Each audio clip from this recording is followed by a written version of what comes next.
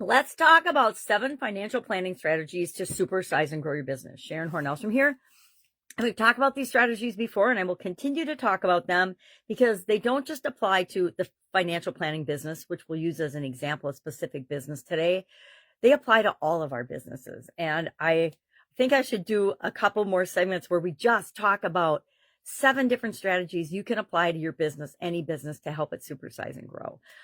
First and foremost, you got to know your industry. You got to know your customers. You got to know your ideal and desired customers. You have to know the market, the competition, and where you lie in that, and what makes you special and different, and why people should do business with you. If you don't believe that and know that, nobody else is going to believe it.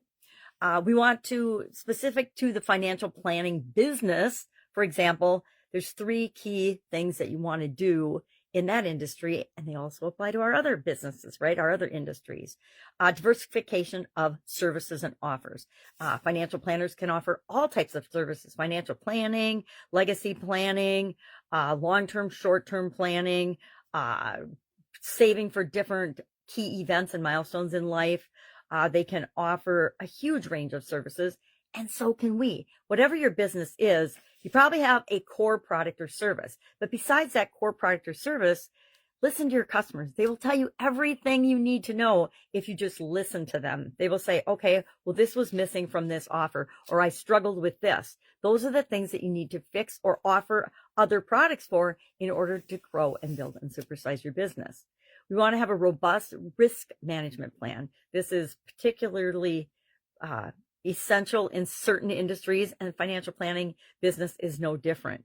You want to have systems in place to signal you if something is going to happen that could risk someone's investment, or risk your business in some way, shape, or form. If there's new laws coming out, or if there is actually a cyber risk. There's a lot of things, almost everything in every industry has got some sort of digital footprint now, and we have to always keep in mind security of that information and that data.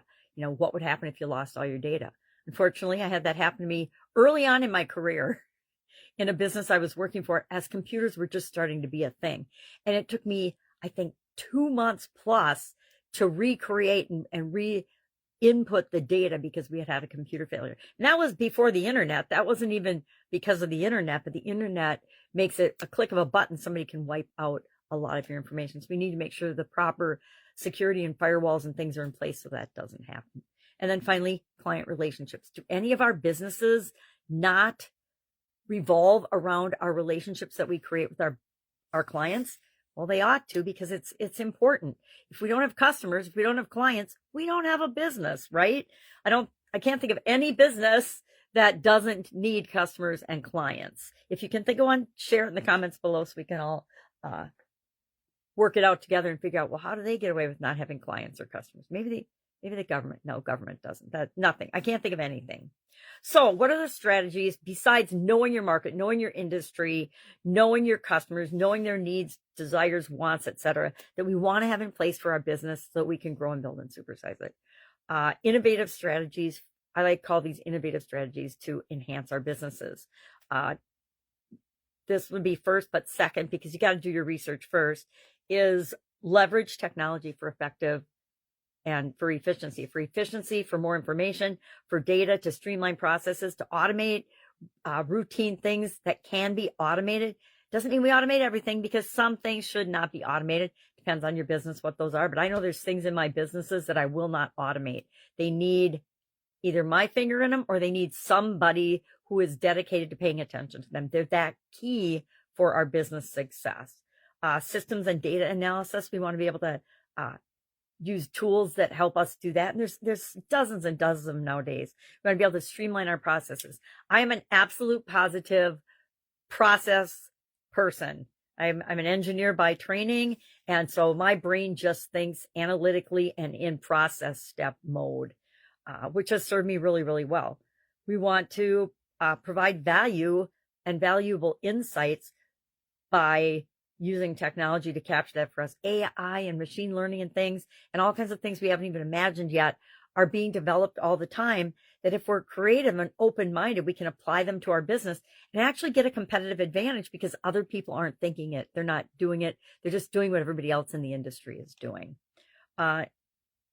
And decision making. I got I can't read my writing, but something about decision making. And I will say one of the skills that if you develop it and are good at it, that will serve you really well throughout your life as well as your businesses, is to be a good decision maker. Have a decision making process that you use and you teach other people to use, so you're all on the same page.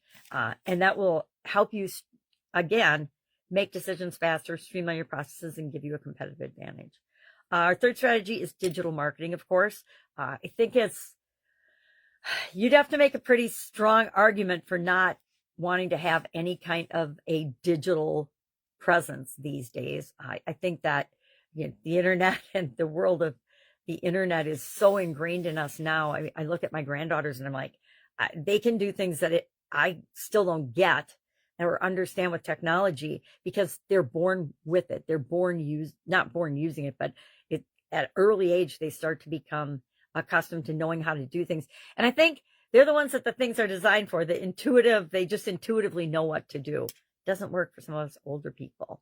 But we want to, of course, consider SEO optimization. We want to have a content creation and content strategy to do content marketing. We want to have social media engagement and social media marketing. I think, again, social media was iffy for a while, whether that would be something that people use to grow and build and supersize their businesses. But nowadays, if you don't have a social media presence, if you don't have a website, if you're not online, if you're not ranking high enough in search engine results, you're just going to lose. You're going to miss out because somebody else is going to be there, and they're going to be the people that capture the customers that are looking for a solution right now and first and fast. And if you're not there, you're kind of out of the game from a competitive advantage standpoint or from a competition standpoint. And maybe you're cool with, hey, I just want to be on, I don't want to have a ton of business. I just want to have X number of business or X size business.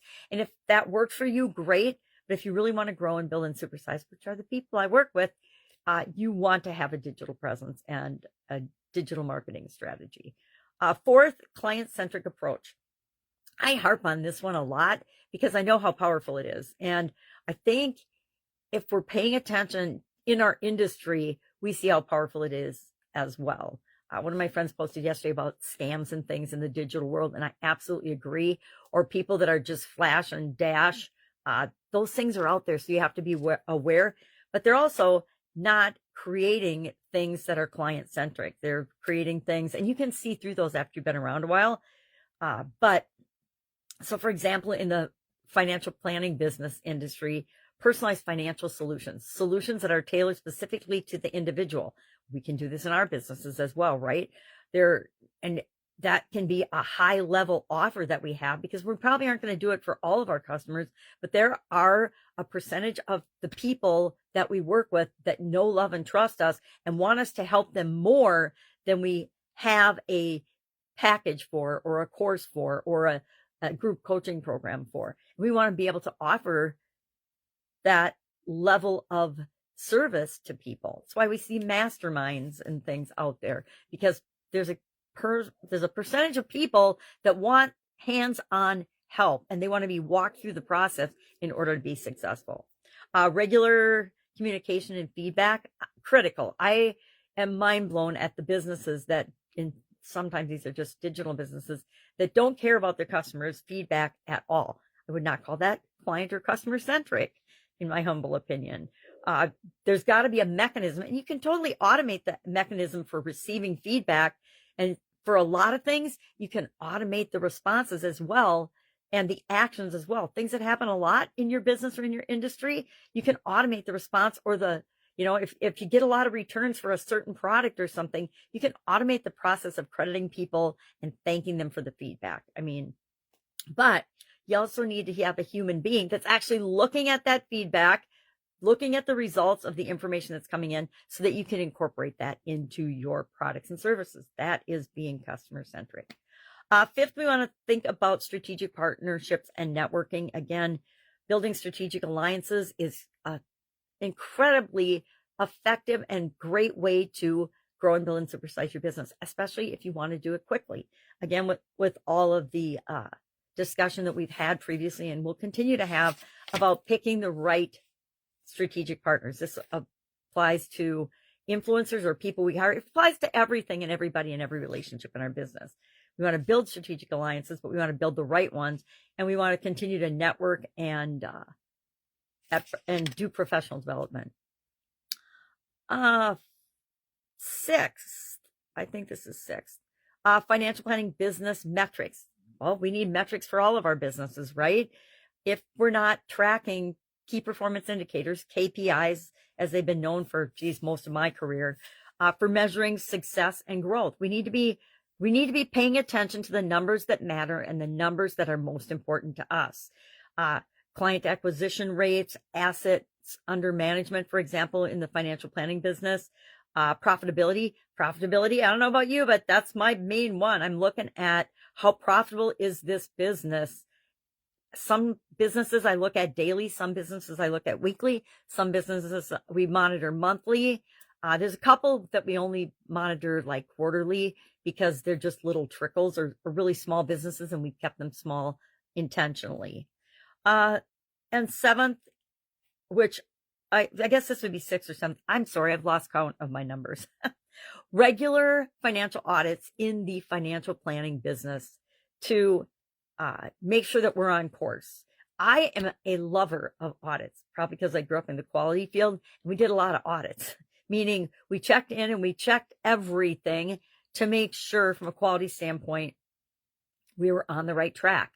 And we would do them whenever we had a material change or whenever we had an outside agency coming in to audit us, or if we hadn't done one, at least semi-annually, we did audits, and we still do those in the businesses that I run and work for. We want to embrace continual improvement. I don't know how to help people understand the power of continually improving, growing, adjusting, being flexible. In a world that's always changing, we need to be continually improving and growing and flexible. Feedback and adaptation. We need to get feedback. We need to start embracing and loving feedback, whether we're an individual or a business, and adapting and changing when it makes sense to do. Again, we always have to take into account the source of the feedback and the validity of the feedback, and if it's something that we can do. I don't know about you, but I don't like it when people give me feedback on something I cannot change. Wow, you have a big nose and funky eyes. Okay, thank you. Thank you very much. I am not going to change that. I'm not getting plastic surgery, and my eyes are what they are right now. And then finally, training and development. Again, that's continuous learning, continuous improvement to me, and professional and personal development. And our last one is start to adopt sustainable business practices. Like I've said before, I grew up in the manufacturing world. I love manufacturing. It's just in my heart. I love to see how things are built. I love that one of my granddaughters has the same propensity. But sustainable is ethical and transparent practices. Are you being ethical, moral? I'm saying you can be moral and ethical and transparent in your business practices. I don't know why you'd want to hide them. Why do you want, unless you're doing something that you shouldn't be doing, right? And if it's something you think you have to hide and you're not going to be ethical and transparent about, then you probably shouldn't be doing it. Just don't do it, right? If you want to say something mean, just don't say it. Just keep it in your head, right? And then sustainable initiatives, things like, I remember early on in corporate America, we would save paper. We would recycle and reuse paper. And that was a big push. That was a long time ago now, early 2000s. But things like that, conserving resources, water. And again, I love manufacturing because manufacturing has always been on the leading edge of how can we eliminate waste? How can we reduce? How can we reuse, renew, recycle, repurpose? How can we read something? And so that is just kind of inherent in my thinking these days. All right, that's all I've got today. Love to know your take on it. If you're in the financial planning business, hit us up and share in the comments below the strategies that are most important to success in your business, because we can learn from other people from different industries to supersize and grow our businesses as well. All right, have an awesome day. I'll, of course, be with you tomorrow.